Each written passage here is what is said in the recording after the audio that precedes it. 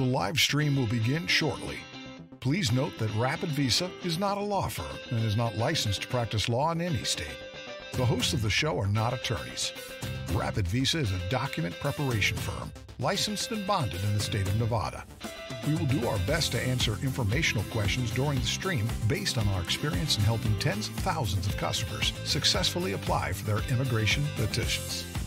However, if you need legal advice, we advise you to seek assistance from an attorney.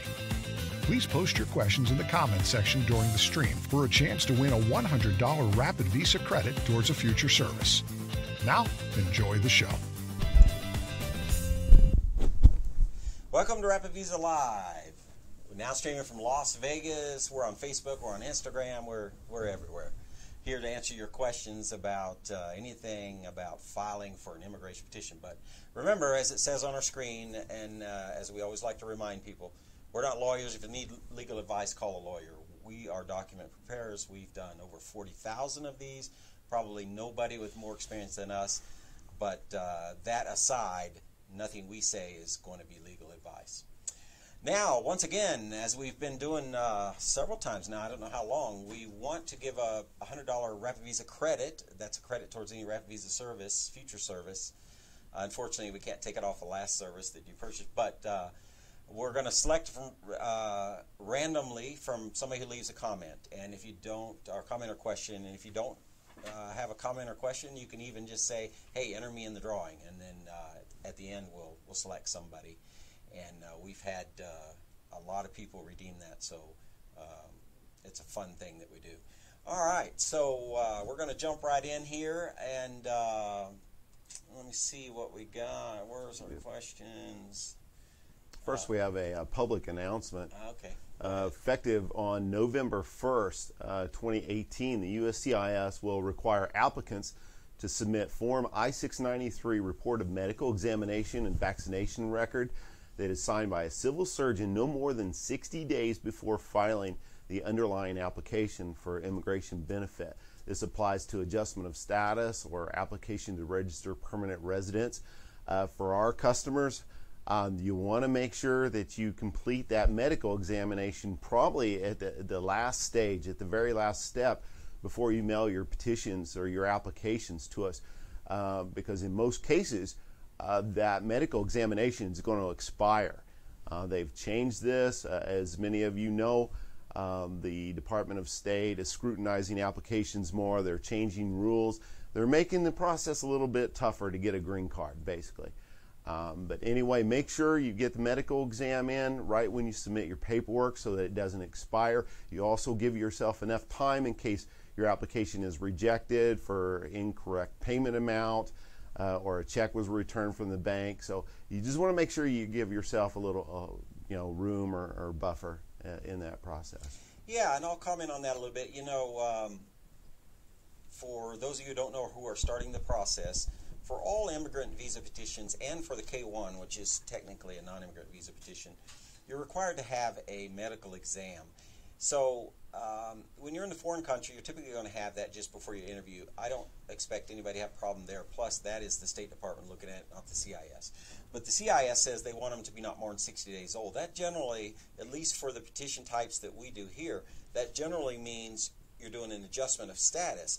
And the way that works is you go to a designated civil surgeon, and which is just a fancy term for a doctor who has been authorized to do these physical exams for immigration purposes. And you get this exam, and the doctor fills out this form called the I-693, and then they seal it in an envelope and they give it to you. And because it's sealed up in an envelope, if you send that to us, we don't necessarily know when it was signed, because the key is when it was signed. And so we're going to count on you, or if you're doing this yourself, you're going to need to be responsible to make sure that you do that not more than 60 days before the petition is filed. Now, the term filed, the date filed for the CIS, that means the date that they received it and accepted it.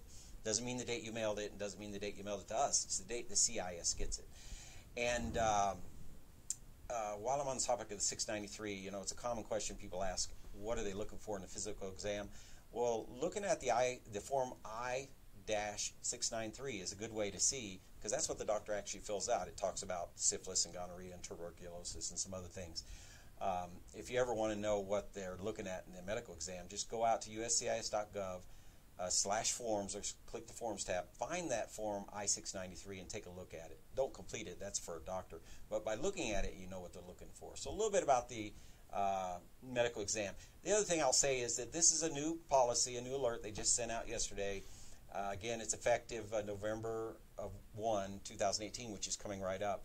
Because it's new, we don't know, there's no further guidance right now on it. So if you submit a petition before that, you should be fine. They say effective November 1st, 2018. So if you've already submitted, I don't think you have to worry about it.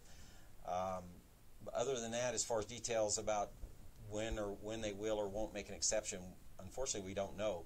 They didn't issue any advance guidance on it. It's just something they dumped out basically at the last minute. So we'll learn more as we go along.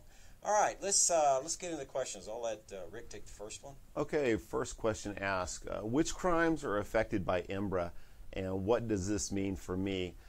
IMBRA mandates that if a petitioner has a record of certain violent sexual crimes, they are immediately disqualified from petitioning for a fiancé visa. Exceptions to those statutes require a waiver, and waivers are often denied, unfortunately.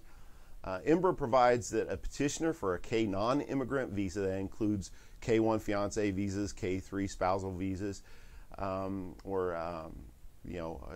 basically must submit with his or her Form I-129F information on any criminal conviction of the petitioner for any of the following specified crimes. And I'm actually going to read these off because it's a rather long list.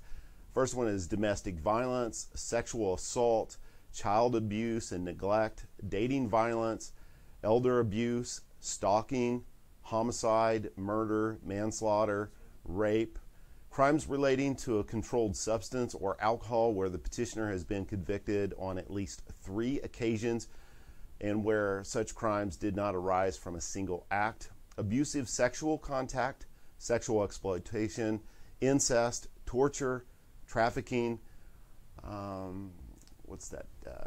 peonage, holding hostage, involuntary servitude, slave trade, false imprisonment, kidnapping, abduction, unlawful criminal restraint. Records must be provided even if your records were sealed or otherwise cleared, or if anyone, including a judge, law enforcement officer, or attorney, told you that you no longer have a record. Now just keep in mind, criminal convictions and criminal history does not automatically get you denied. The items, the criminal history and records that we just read off are covered by IMBRA. And IMBRA was signed into law by President Bush back in 2005, and it basically was designed or created to protect the alien beneficiaries, the fiancés, the foreign fiancés. And so this IMBRA looks at certain criminal acts in history, and the letter itself states that you will be denied, but you can file for waivers. We've actually assisted numerous customers that have had criminal history, criminal records, and they've been approved for a visa. So if you have a criminal history, don't think that you're automatically going to be denied. What you will want to do, though, when you submit your petition or application is provide all the police records, the court records, any convictions, and basically you'll want to show what happened and what the final outcome was with the case. And you may even want to write a personal statement explaining your side of the story and the convictions. And that includes cases where they've been closed, expunged, what have you, because trust me, the FBI knows about the criminal history and the criminal records. Don't try to hide it. You really want to divulge it and enter it in there. The best case is to be truthful and honest in every situation, especially with the fiancé visa. Yeah, add to that, the intent really here appears to be they're required through the IMBRA Act to provide your criminal history information to the alien beneficiary. So in other words, you're going to provide this stuff and they're going to provide it to the alien beneficiary, and the goal here is to make sure she or he is aware of these issues in your background. That's kind of the intent of it. It's not to make sure you're a perfect person before they allow you to do a K-1 visa. is to make sure that the intended alien immigrant has full information about you and your background.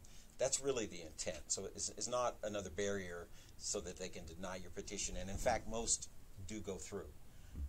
Even if a lot of people have had rough spots in the background, most of them do go through. So don't let that be a deterrent to filing.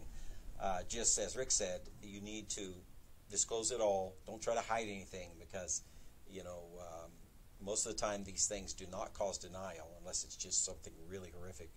And if you do try to hide it or not disclose it and it's discovered, now you're in a bad place because it looks like you've lied to the government, which is never going to work in your favor. Okay, I'll take the next one. Waleed Youssef, I have an interview November 2nd for K1, but I couldn't obtain a non-conviction certificate because I've been arrested for insulting the Palestinian president on Facebook. What is my chance to get approved? Okay, so it's a fairly common question. You're supposed to have a police clearance for any place you've lived and worked for more than 6 months since age 16. That's kind of the general rule. However, there are some places, by places I mean foreign countries, where you cannot get a police certificate. Some will not give you one if you're no longer residing there. Some don't provide them at all. And the State Department is well aware of what these countries are. So if you can't get one because they don't provide one, that information will be generally available to your consulate officer, so they'll know. What you'll want to do is just tell them at the interview, hey, I tried to get it, they don't provide them. If this matches with their understanding of Palestinian background check or police clearances, then no problem, you're not going to have any problem. In other words, if it's not obtainable, you don't have to provide it. If it is obtainable and you just don't want to go there, you don't want to spend the money, whatever, no, they're not going to accept that. But if it's not obtainable because the government simply will not give it to you, then don't worry about it. And also don't worry about when you get to the United States, you can insult this president, past presidents, future presidents, all you like. In fact, we make a sport of it in this country, so you'll feel right at home when you get here. And in fact, you can continue insulting any president of any other country if you want to also, as long as you don't plan on going back there.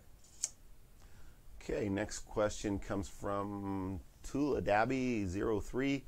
I filed a K1 visa for my fiance twice, and the consulate returned it both times for review by USCIS with a given reason. USCIS said 4 months given has expired. What is my next step here? We've actually seen this quite a few times where the consular officer failed to divulge the reason for the denial or the reason why the alien beneficiary was found to be ineligible. And what they do, they send the case back to the USCIS for reaffirmation, or sometimes the consular officer submits a recommendation to revoke. You're asking what to do or what the next step is. Really what you need to do is find out why your fiance was found to be ineligible. And the reason why I say that is because if you reapply for the fiance visa or get married and file for a spousal visa, there's a good chance that you may be denied again, or your fiance may be found ineligible again. That's the first step. You may be able to schedule an InfoPass meeting with your local USCIS office. Maybe they can provide additional information. You may be able to submit an inquiry or request to your congressman or senator, and they can submit a FOIA request. That's a Freedom of Information Act request on your behalf.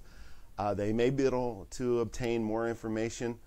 It's been our experience that you can call the USCIS on the phone, and they really don't provide any information. It's very frustrating.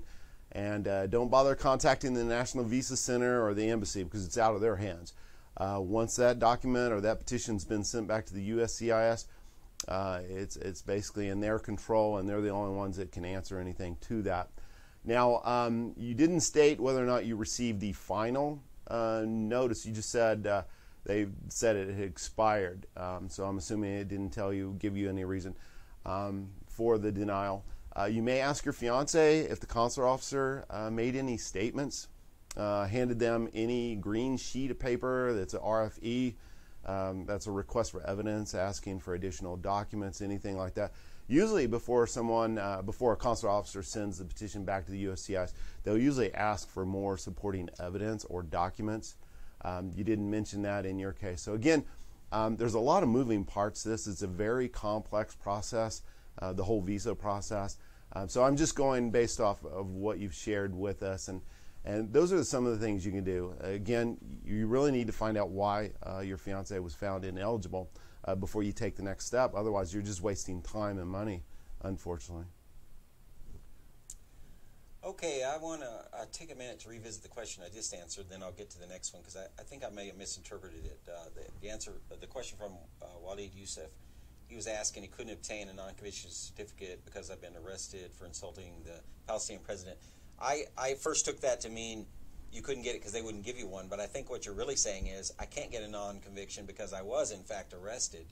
And so what you're basically saying is you were arrested for insulting the president. Is that going to hurt my chance to get it approved? Generally, I would say no. I mean, that's not even, again, it's not even something that would be a crime here, and it's so minor. They're not looking for you to have an absolutely perfect, pristine background. You've never broken the law. It really comes down to their discretion, of course, but in my opinion, and based on what we've seen, and again, it's only my opinion and it's not a legal opinion, my opinion would be that that's not going to be a problem for you. Now, you do need a police record. If they provide a record and it says you were arrested, you still need to give them that, of course. It's all about being open and forthcoming with all of the information. But if that's the only thing on there, I just don't see how that's going to be a problem for you based on our experience. Okay, moving forward to the next question. Miguel Adilo, was the fact my wife's a teacher with a certificate and taught for 2 years at a parochial school help her chance to enter in the United States? You know, not really. If you were doing an employment visa, yes. If you were even a tourist visa, yes. They look at that kind of thing. But for a family-based visa, they're really not. They're looking at the validity of the relationship and, of course, your background. Those are the main things they're looking at, is does this relationship seem real as your background? You know, it's certainly helpful when she gets here. She may be able to parlay that by recertification or something into a job here in the United States. But it will neither help nor hurt. Of course, you know, anything, I would say generally, and by that I mean very generally speaking on immigrant visas, of course, the more legitimate or upstanding or credible person you are or can demonstrate you are, that can't but help your case. But no, but these are not employment visas. They're really not looking at your employability, at least not in any official way. They're not looking at that. So it neither hurts nor helps. Probably, if it does anything, it would certainly help more than hurt. But it's, you know, we have plenty of people that get approved every day that have no employment or have never worked. So our experience shows that with the family visa only, of course, not employment visa or student visa or tourist visa, your employment history is of interest to them for background checking purposes, but not for approval purposes. Okay, next question comes from Sanar Rahman. My girlfriend is older than me, and we want to marry next month. But now I'm curious about the big age gap and whether it'll affect our spousal visa. I can tell you in most cases in our experience, the age gap has not been an issue. I would say the majority of our customers do have an age gap, but that is usually where the U.S. citizen or the petitioner is a male and is petitioning for someone from Southeast Asia or an Asian country or South America. But we have run across some quite a few RFEs, requests for evidence, and even denials from countries in Africa and the Middle East where the U.S. citizen was a female and was much older than the male. We have seen cases where they've scrutinized them more. They're asking for more supporting documents. They want to see written statements. They want to see a long history of the relationship, communications, documents sent back and forth, emails, texts, chats, phone records. They want to see commingling finances. I mean, the items and documents they're requesting is usually quite a bit more than what we've seen from other countries, and with the U.S. citizen being a male. But in your case, I can simply tell you they are scrutinizing it more, and I hope you can use this information to start gathering up more supporting documents and evidence. It's all about documenting the relationship, proving that you have a bona fide, legitimate marriage, and that you're not getting married just to receive an immigration benefit like a green card. Because you want to prove to the consular officer that you're not committing immigration fraud, and that is getting married for the sole purpose of obtaining a green card. So if you can show and document that you have a bona fide, legitimate relation and you entered into the marriage in good faith, you shouldn't have any problem. It's all about building a good, strong case. And I will say this in closing, everything comes down to the discretion of the consular officer.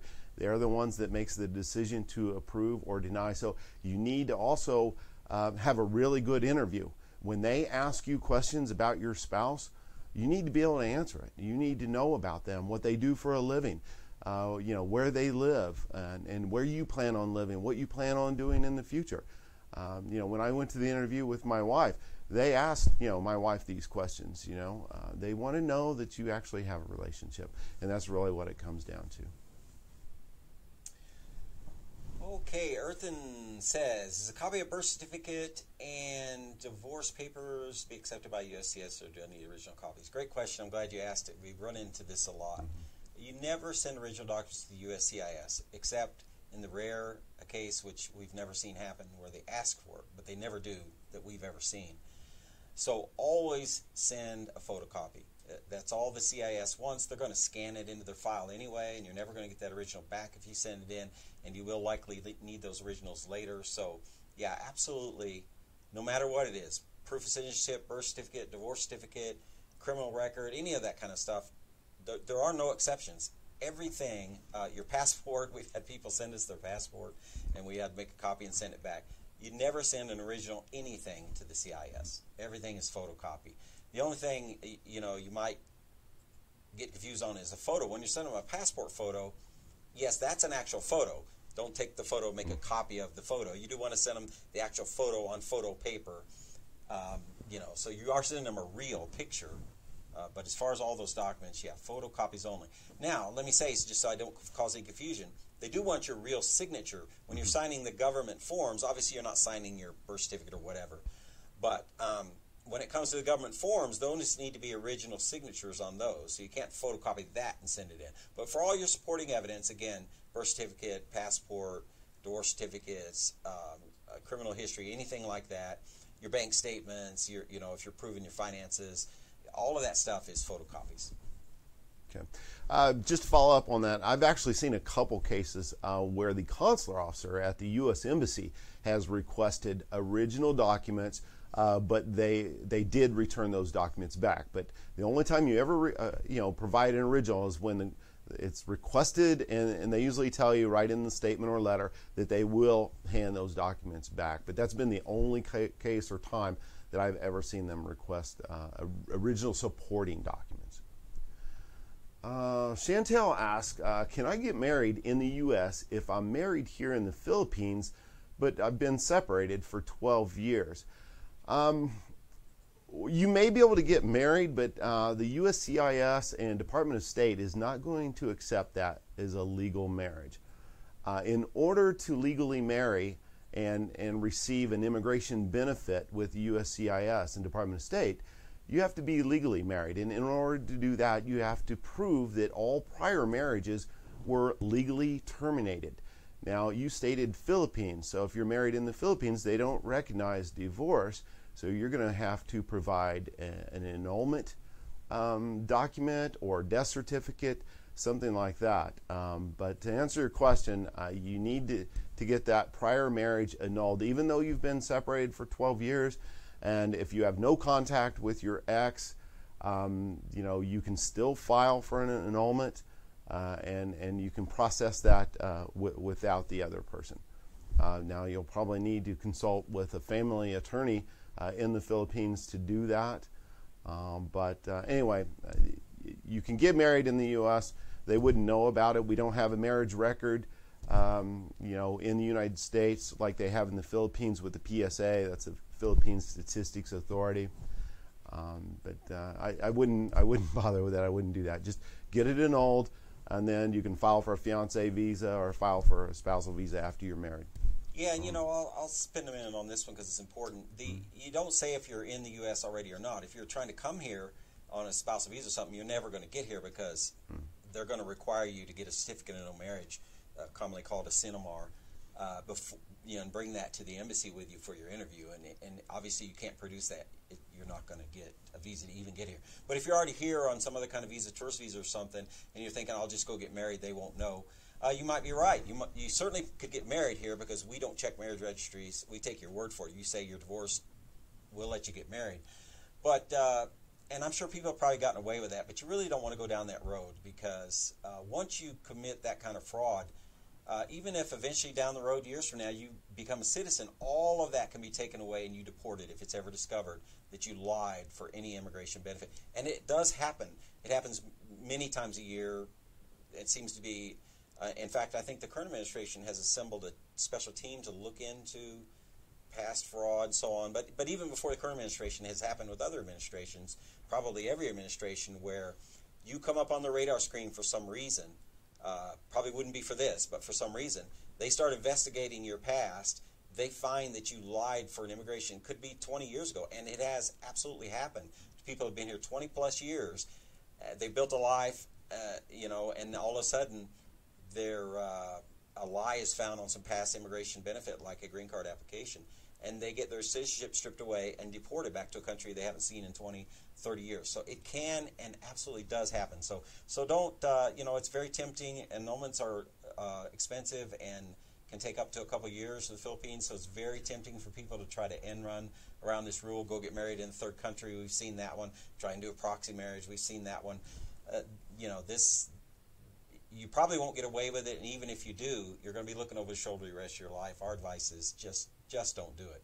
You might talk to an attorney. They may have another option for you that we're not aware of, but just to ignore that marriage from 12 years ago is not going to be in your best interest.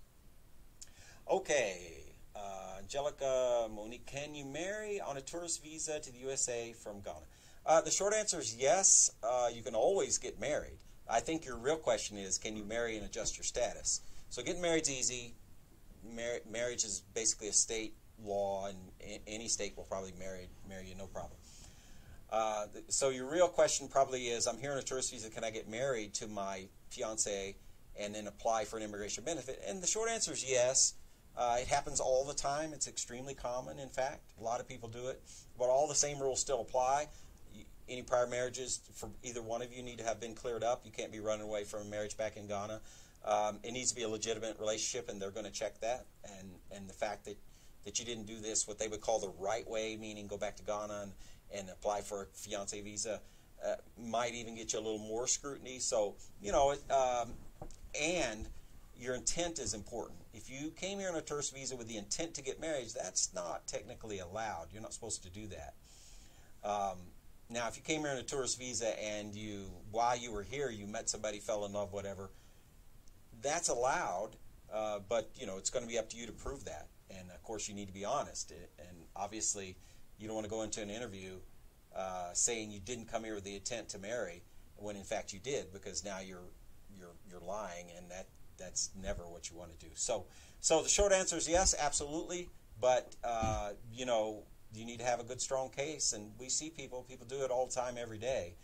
But if you threw a going-away party back in Ghana and you told everybody, I'm going to America, I'm going to marry my boyfriend, and I'm going to stay forever, and then you come here and you lie and say, no, I didn't intend to do it, it just happened after I got here, well, now you're in a conflict. So, there you go. That's the short answer. The short answer is yes, absolutely. Just make sure you're not playing games here, because that's never going to work out well for you in the end. Okay, next question is, how do I get my fiance a green card after she enters on a K-1 fiance visa? Well, if you're an immediate relative of a U.S. citizen, you can become a lawful permanent resident or get a green card based on your family relationship if you meet certain eligibility requirements. Once your fiance enters the United States, you have 90 days to marry, and you need to make sure that you do get married before that 90 days expires. On your arrival and departure record. The I-94 will have that listed. You'll also have it stamped and listed in your passport. So make sure you check that date and make sure you get married before that. And don't wait till the 11th hour. We've seen too many customers for whatever reason, wait to the 90th day, and they thought they were under the timeline or time frame, and they found that they were actually 1 day over. So you don't want to do that. Then if you go over, then you have to file the I-130, and that's a whole different case and everything else. But in order to get the green card, you're going to file the Form I-485. You're also going to file the I-864 with your financial documents. You'll have a medical exam. And right now, the processing time has increased a bit over last year. You're looking at probably about 8 to 10 months to get the actual green card. In that time frame, there's a couple of things that are going to happen. You're going to have to attend an interview, both the foreign fiance and the U.S. citizen. And once you have to attend the interview, approximately 2 to 3 months after that, you should receive what is called the combo card. That's the work permit. That's called the EAD, Employment Authorization Document. You'll also receive the travel permit. That's called the Advanced Parole Card. So this card is a combo card, and it's about the size of a driver's license. You should get that approximately 2 to 3 months after the interview. And then hopefully, if everything goes well and you're approved, approximately about 5 to 6 months after you receive your combo card, you'll get the green card. Now, a lot of people ask, can I travel and can I work? While we're waiting for this green card to get approved, and the answer is yes, you can. I caution everyone though on traveling. We've actually seen some cases where they were basically told they abandoned the process. They were out of the country, they missed the interview. So basically, you can travel, but I don't really recommend it. It's best just to sit tight. Wait to receive the green card before you do, but you can certainly work. Once you have that combo card, the EAD, Employment Authorization Document or work permit, you can legally work in the country. You can also get a Social Security number, Social Security card along with that, and you should be fine. Again, though, the process is taking a bit longer. One thing I will add to that, which we had a public announcement earlier, on November 1st, the signed I-693 medical exam is only going to be valid for what? I mean, basically they have to submit it within 60 days of applying. Now, that shouldn't really apply to the fiancé visa, but we're not 100% sure on that. We're waiting to see if that's going to affect that, because your I-693 on a fiancé visa will be submitted to the USCIS and Department of State. And then the alien beneficiary should receive a DS-3025, and it's going to have your shot records on there, and basically a form that you'll submit with your application in the United States. Over to you. Rob is asking, we got our NOA-1. NOA-1 is a receipt notice saying that your case has been received and assigned the case number.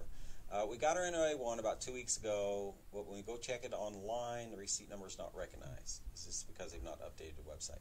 Yeah, that's pretty rare. We've seen it now and then, but it's pretty rare that happens.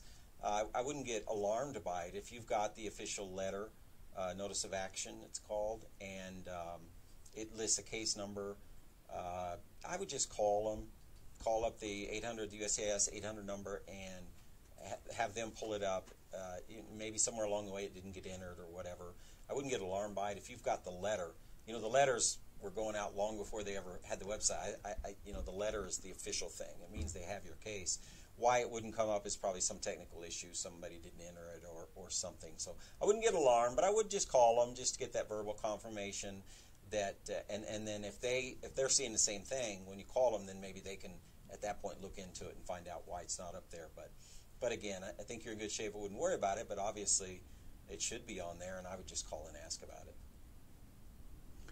Okay, Muhammad asks, after the USCIS approval, how long should I wait until we receive anything from the National Visa Center, and what's next for me? Excellent question. We received this quite a bit. Back a year ago or so, it used to take about 4 to 6 weeks to get the invoice from the MVC. Invoice is going to be a request for payment for your affidavit of support and for your DS-260 visa application. And when you receive that invoice, you'll pay those fees online. And then along with that letter, you'll also receive what's called an MVC checklist. that's going to list the documents that you'll need to provide. But that used to take about 4 to 6 weeks to receive. Now we're seeing anywhere from 6 to 8 weeks. The process is taking a little bit longer. I believe the National Visa Center is backed up a little bit with the increased scrutiny that we're seeing on some of the petitions. And so the process is just taking longer. And then what's expected from you? Well, you're just going to follow the instructions provided by the National Visa Center. They're going to send you a detailed checklist and instructions, and you'll just follow those step by step. They're going to tell you that you're going to have your sponsor provide the affidavit of support, the I-864. You're going to provide your most recent tax returns, W-2s. That's your income records for the most current year. And then you're going to have your civil documents. Civil documents are things like your passport, a copy of your passport, your birth certificate, and you have your police certificate or police report. But again, just follow the checklist. It's very detailed. It has some boxes you can check off. And then if we're actually processing your paperwork for you, we're going to guide you through the entire process, and we'll handle most of that for you. We do all the assembly and review and mailing and everything. But hopefully that answers your question there. Okay. Bonita asks, I'm curious about being a sponsor. How long do I need to be at my job for proof of income, and how do I use my home, or how do I use my home to sponsor my spouse? Okay, so yeah, we get a lot of questions about sponsors, being a sponsor. There's you don't really say if you're petitioning somebody or if you're going to be a joint sponsor for somebody else, but the rules are similar. So what a sponsor is, just to say for the other listeners, you have to have the sponsor who's sponsoring an alien. Alien, of course, is the foreign individual who's coming to the United States. If I want to bring a foreign individual here, be that a spouse or a child or a parent or a brother, sister, whatever, I have to prove that I have the means to support them. The concern of the government is they don't want an alien coming here and then immediately being what they would call a ward of the state, meaning that now you need public assistance to eat and live because you don't have any means of supporting yourself. So they have these guidelines that you have to meet, and it varies. It can vary a little bit by states and whether you're active duty military or not. But basically, for most people, it's 125% of the poverty level. For your household size is you, the alien, and if there are any children that you're responsible for, other people, those two. So, having said all that, your question was, how long do I need to be at my job? Well, there's no exact time. Basically, it's almost like getting a loan. You need to be able to prove to the government that you have the means to support this individual. So there's no set time. You could have been at your job a month, 2 months, 6 months. What's probably going to happen is they'll look at your work history. If you haven't worked in 5 years and you've been on public benefits yourself, and now you just got a job 3 months ago, yes, you may have trouble, because they may look at this and say, you only got this job to get through this application, or you're not regular in employment, and if for some reason you weren't working for a long time. Now, how do we know you're going to stay at this job or be able to maintain this job or whatever, right? So they're looking at your credit worthiness, basically. And so if you've had a long history of employment, but now you've changed jobs, even if you've had some brief periods of unemployment, it's fine. Through the years, you consistently are a working person, you're probably not going to have any trouble as long as the income, of course, of that job meets the requirements. Again, if you've not worked in forever, and especially if you've been receiving benefits yourself, and now all of a sudden you just got a job, yeah, that's going to be a little tougher. Now, the second part, you say, how do I use my home to sponsor my spouse? So, yes, you can use assets as all or part of the income requirement. That's a little tougher. So, number one thing I'll say is they only count the asset as 1/3 the value. So if you have an asset worth $100,000, they're only going to give you credit for $33,300, whatever third is of 100, right? So the second part I'll say is with a house, most people, when they have a house it's not paid for, they've got a mortgage on it. You can use the equity, but you're going to have to show a third-party appraisal for the house. You can't just tell them, hey, my house is worth $250,000. And that's my opinion. You would have to show a third party. And then you have to show your mortgage statement showing, hey, here's a third party appraisal says I owe, this house is worth $250. Here's my mortgage statement shows that I only owe $150. Therefore, I've got $100,000 in equity. Yes, that is applicable. Now, that's harder than having a job, of course, because they've got to look at it and they've got to determine the ability, and then the question in their mind is going to be, yeah, but you can't realistically sell your house because then you got no place to live. So it is tougher. And a better example would be, if you had a 401k or something that could easily be converted to cash, that's going to be better. So if you're down to using assets, then you're in a tight situation. My recommendation would be you might want to look at a joint sponsor. A joint sponsor is any adult legally residing in the United States, age of 18 over, who's willing to sign. It's kind of like a co-signer who's willing to sign an affidavit of support for the intending immigrant. So that's another option too. But yes, you can use equity in your home, and there are other assets you can use too. But you mentioned home, so specifically that, yes, you can use equity in your home, but you will have to prove it. They're not going to take your word for it. And yes, it's okay to have a new job, and if you have a history of most of the time being employed, that's even better. But there's no rule that says you must have been on your job a year, you must have been on your job 6 months. There are no rules like this. A lot of this, other than the number you're trying to hit, that is a number you can look it up on our website, on our calculator, whatever, the income required. Everything else is kind of subjective. They don't say, if you have this, you absolutely will be approved. If you have a job, you've been there 2 years, we're absolutely going to approve you. They don't say that. What they say is, show us what you got, and we will decide if you meet the income requirements. So there you go. Those finance questions are always tough. A lot of people use a joint sponsor. It's quite common. It's definitely not an anomaly. I don't know what the number is. I haven't looked it up lately, but probably 25% of the petitions we do include a joint sponsor. So it is quite common, so don't be afraid of that if you have someone willing to step up and do that for you, if you know there's not a way you can do it. But if you got this new job, if you're just now applying, you're not going to need the financial information for about 6, 7, 8 months if you're doing a spouse or a fiancé visa, because it'd be that long before you be at the stage where you need it. Now, if you're doing adjustment of status, you need that immediately. But if you're doing spouse or fiancé visa, one of those, you've got time to increase your tenure on that job before you'll need it. So if you've only been there a few months now, you will have been there that much longer by then. Maybe that helps too.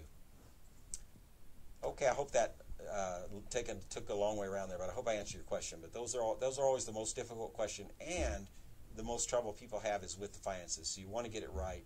If you got questions, give us a call. Okay, next question is, I was charged with a battery that has been dropped or dismissed. Will this affect me?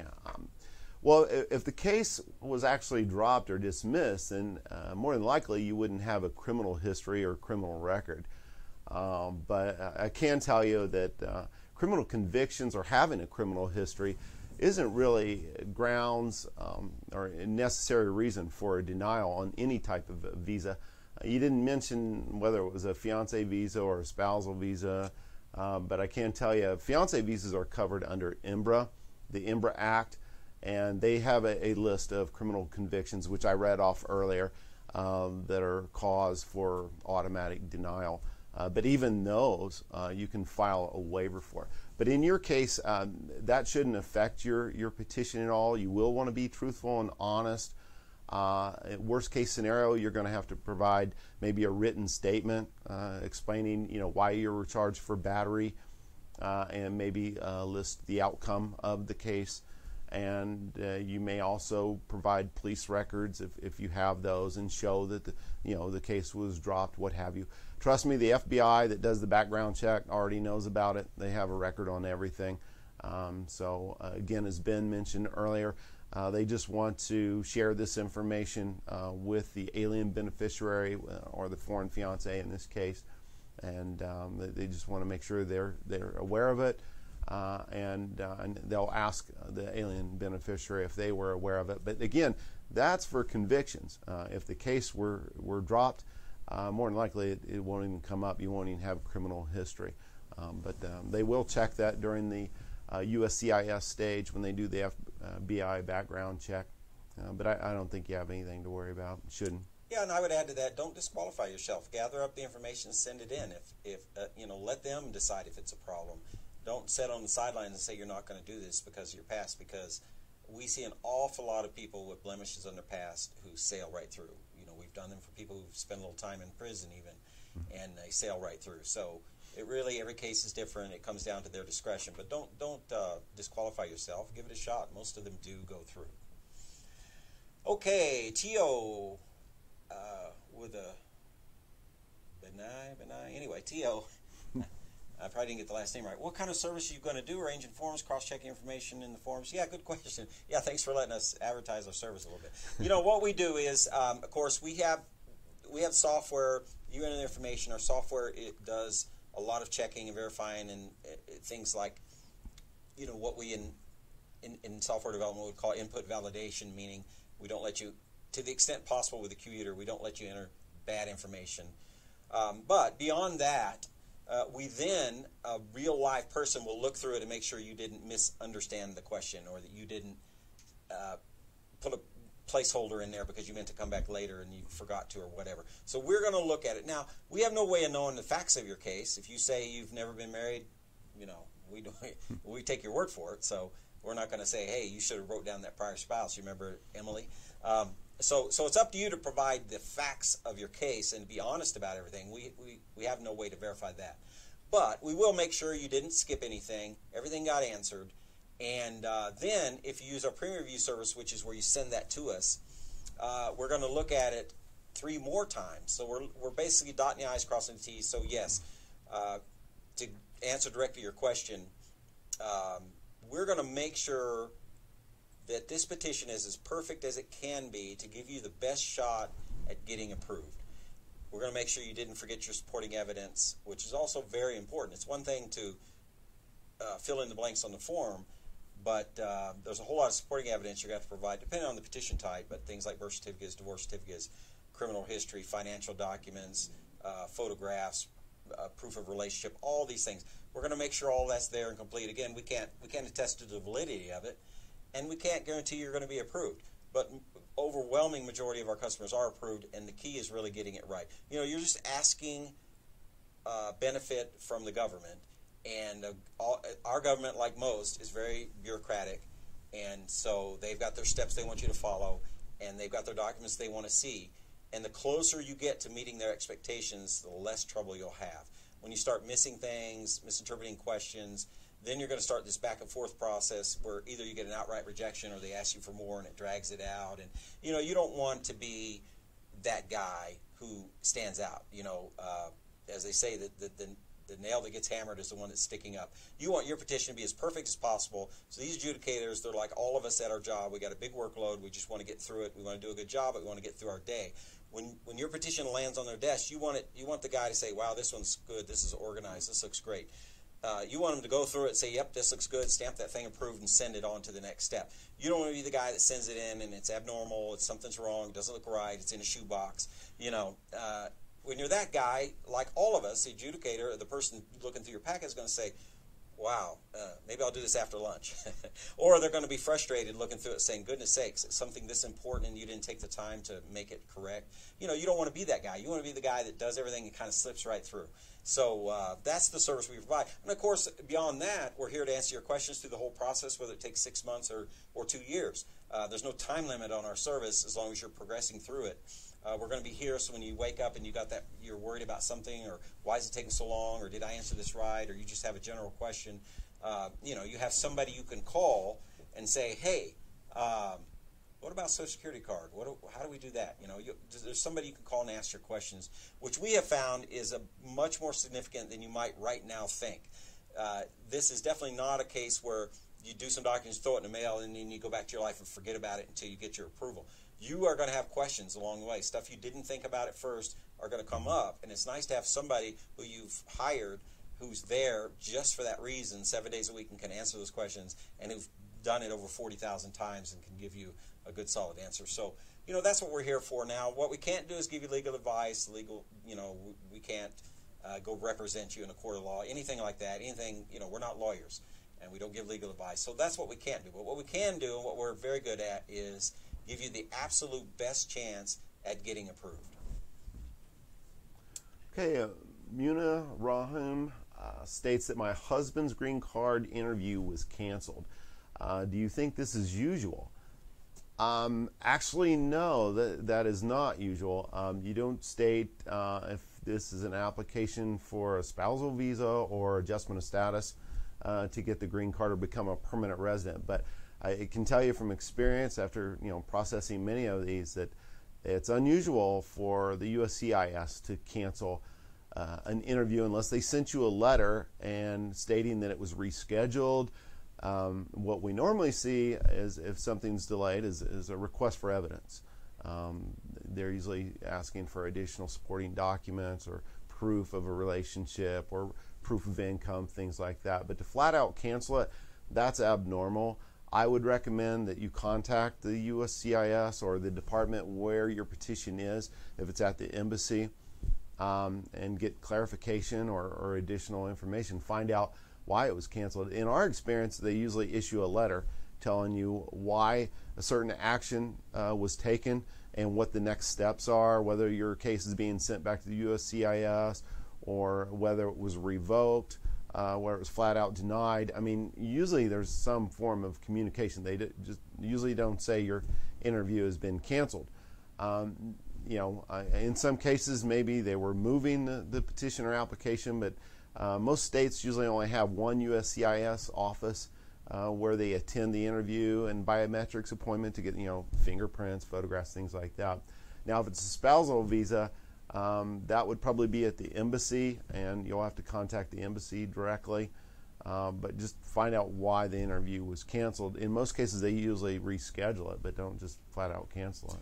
Right. Usually, the form of notification would have said something, but don't lose track of the fact that these are businesses like any others too, and it could be something very mundane, like if you're in South Georgia or the Florida Panhandle, maybe they closed it because of the hurricane issues and staffing couldn't get to work, or there was a power outage, or they had to, pipes bust and the offices flooded. It could be something very simple reason they had to cancel it too. But generally, you're going to get another letter. Now, if they canceled it and you haven't even heard from them, and it's been some matter of weeks, then yeah, you need to be calling them and see what's going on. But I wouldn't get too worried about it. Like Rick says, once you're scheduled for an interview, it would be highly unlikely that they decided, never mind, we don't want to interview this person. It's probably some kind of logistical problem. Either something's gone wrong at their office, their schedules got bunched up, and they need somebody quit. It's probably something like that. Worst case, maybe they got a little more information on your case and they want to do a little more background, but in that case, you'll hear from them. It's not just going to go dark and you never hear from them. So I wouldn't worry too much about it up front. It's not like they cancel them when they've decided to reject you. It doesn't work that way. If they decided to deny it for some reason, you will get a letter. They won't just say, your interview's canceled, go away. That's not going to happen. So, but give them a call. It never hurts to call. Okay. Is it okay if I use New York State insurance while waiting for a green card? It wouldn't affect our papers processing. I don't know what New York State insurance is. If you're talking about some kind of, if that's some kind of state benefit and I apologize if I'm using the wrong word here because it's kind of a loaded word to some people. If that's some kind of welfare or means-tested benefit, then yes, it could be a problem. New York State insurance, if that's insurance for people who can't afford to buy insurance, something like that, yes, that could be a problem. There is an increased focus on denying applicants who are currently or even in the past have used public benefits, because there's a huge interest, understandable to most people. There's a huge interest in us not giving green cards or residency to people who the perception is are only here to use our benefits, right? So the citizens who pay into the taxes, who pay for this benefit, they don't want to think, hey, I'm paying all these taxes are coming, wow, look how much came out of my check this week. And meanwhile, people are coming from sometimes even in other states. States will limit benefits to out of states, but certainly in another country, they're just coming in here, and now I'm paying for their health insurance, and they're getting a free medical care, whatever. So there's a keen interest in that not happening, or at least not being abused. And so, without commenting on whether that's right or wrong, I don't know, and I don't know what that should be. Immigration's incredibly complicated. Is why we as a country don't seem to be able to agree on it. But what I can tell you is, yes, it's generally not in your interest to be using means-tested benefits. And the term means-tested means what are your means? In other words, what's your income? and if your income has to be below a certain level to qualify for a benefit, that is a means-tested benefit. Generally, that is going to work against you if you, in fact, are using means-tested benefits. So, you know, if that's something you're really concerned about, you may want to contact somebody in New York who would be more knowledgeable. Although immigration is a federal thing, what I don't know sitting here and wouldn't be qualified to say anyway is that a means-tested benefit, and will that disqualify you for immigrating? And so it's a bit of a loaded question, but yeah, can it be a problem? Yes, it can be a problem, especially in our current political climate. Okay, next question is, what is InfoPass and how do I schedule it? Excellent question. InfoPass is an online free electronic service for scheduling an appointment with your local USCIS office. We actually recommend InfoPass quite often for customers who receive communications or letters from the USCIS that are vague or ambiguous at best, which most of them are, and they usually don't tell you what was really going on. So quite often we'll recommend that someone contact the InfoPass. You can go online and schedule the appointment. It's real easy. It has a calendar. It shows you when the appointments are available. Usually, if they're not overwhelmed, you can get an appointment in 2 to 3 days. And in most cases, the USCIS officers are very informative and they're very helpful. But I just want to forewarn and caution everyone that we've also seen cases where maybe the USCIS officer wasn't quite as helpful or quite as patient as some others. It just depends on who you get. It's just like meeting with any other person. It just depends on who you meet with. But it is a valuable resource to anyone applying for an immigration benefit. You know, you need answers, you have questions, because many of you have probably called the USCIS national customer service number and only to become very frustrated because, one, you may be on hold for 30 minutes or longer just trying to get through, and then you get the tier 1 or level 1 support person on the telephone and they're just reading from scripts, and you know, they just keep providing the same answers over and over and not answering your question. So we have found that the InfoPass or scheduling a meeting with your local USCIS office has been more productive, and you can usually get answers there. But like I said, in some cases you don't always get them. But I also want to share with you, there's some documents that you'll want to take in order to be prepared for this meeting. And any meeting with the government, whether it's at your interview with the USCIS or at the embassy or InfoPass meeting, go prepared. Okay, take in your application, take in your affidavit of support, take your I-94 arrival departure record, your passport. You'll definitely need some kind of identification, your birth certificate, your police certificate, marriage certificate, everything that deals or is involved with your case. Take it. If you're unsure, take it. Now, you may not be able to take in electronics and recording devices, things like that. They'll have security that you'll go through. But quite often when you schedule your InfoPass meeting, they'll tell you the do's and don'ts right online. If you're unsure about something, pick up the phone and call. They have a local number to your USCIS office, and they'll be able to answer any questions. But that should prepare you for it, and it's a valuable resource. I highly recommend it for most cases. Okay, the next question is from Raya. I'm ashamed to say I don't know how to say it. I've seen that name a lot. I know it's fairly common, R-A-I, but I'm not sure on the exact saying. So anyway, fiance's not working for a long time since she received money from the government. Now she does have a job. Only 1 month ago, what she put in the application, she's employed or not. Well, if you're employed, you want to put down you're employed. I mean, it's always better if you're employed. And yeah, I mean, you know, one simple piece of or simple suggestion I can give to everybody about every question is always be 100% honest, no matter if it's going to make you look bad or, you know, I mean, you just have to be honest. This is not the time to not be honest. Okay, so having said that, yeah, you can, she will, if she's working, sure, put it down. If you're just now applying and it's a spouse or a fiancé visa, I mean, it's going to be months before you have to provide the financial information anyway for a fiance or spousal visa. Now, if you're doing adjustment status, you will have to provide that right now. But yeah, absolutely put it down there. They want to see that you're working, and in fact, if you're not working, or if you're working and your income's not enough, you're also going to need a joint sponsor, because you've got to meet that minimum income requirement for your household. So yeah, any kind of income you're earning, you need to put it down. Now, again, just having a job is not enough. You've got to meet the income requirement, and which is generally going to be 125% of the poverty level for your household size. So there's more to it. I don't want to give you an over simple answer. You can't just have a job for a month and you're going to be approved. That's not what I'm saying. But yeah, absolutely. If you're working, you know, we've done so many of these that I can tell you there have been many times when we've got this question or very similar, and it's generally not a problem. But you did say she hasn't worked in a long time, and now she's working. So, you know, they're going to look at the whole thing, and they're going to, like, one thing we know, they don't like temporary jobs. So if you get a temporary job at the Amazon warehouse for the Christmas season, that doesn't help you. But if you've got a permanent job, and it's a pretty good job, and it's the kind of business that it's expected to be a good, stable job, then you should be fine. But again, unfortunately, it's always impossible for us to give exact answers when it comes to finances.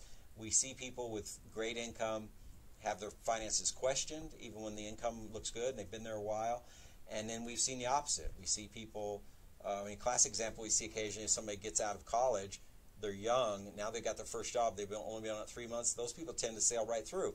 And the thinking, probably, they're not telling us, but just what we gather from what we see is they're looking at the potential. What's the potential likelihood that you're going to keep this job and continue to thrive in the future so that you can afford to support this immigrant?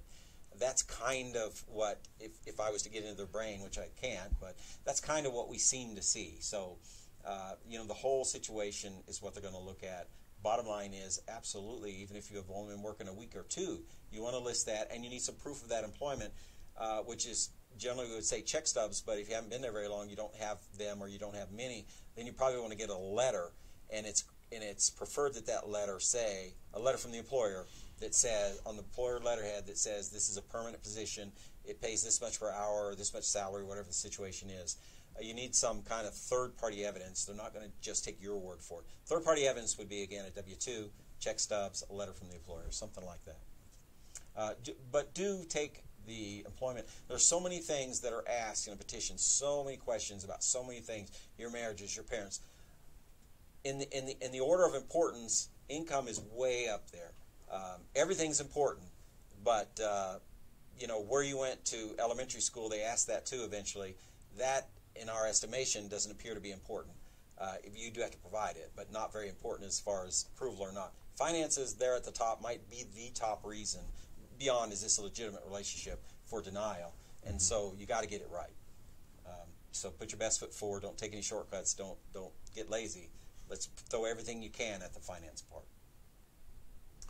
Okay, this concludes our weekly live video, and I want to thank everyone for joining us today. Be sure to subscribe to our YouTube channel to get alerted whenever we post new videos. And at our YouTube channel, you can also see individual questions broken out into videos instead of this long format that we're actually doing today. Check out our channel to see if you have any questions that have already been answered.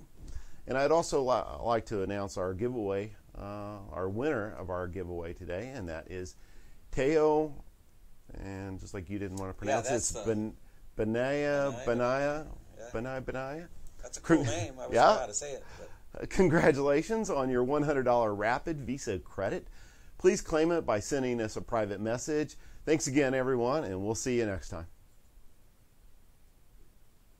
Thank you for joining us today. We apologize if we didn't have time to answer all your questions. However, you can always contact us by phone or chat to answer your questions. We want to remind you that RapidVisa is not a law firm and is not licensed to practice law in any state. The hosts of this show are not attorneys. Thank you for joining us today. We apologize if we didn't have time to answer all your questions. However, you can always contact us by phone or chat to answer your questions. We want to remind you that RapidVisa is not a law firm and is not licensed to practice law in any state. The hosts of this show are not attorneys. RapidVisa is a document preparation firm licensed and bonded in the state of Nevada. If you need help with your immigration petition, check us out. We've helped over 30,000 customers from 180 countries apply successfully. Check out our testimonial library at RapidVisa.com, where we have over 1,000 photo testimonials from actual customers describing their immigration journey with RapidVisa. There's no cost or obligation to create your RapidVisa account. You can create your free account at RapidVisa.com/free. Be sure to like and follow us on Facebook to be notified of future live streams. Thank you and see you next time.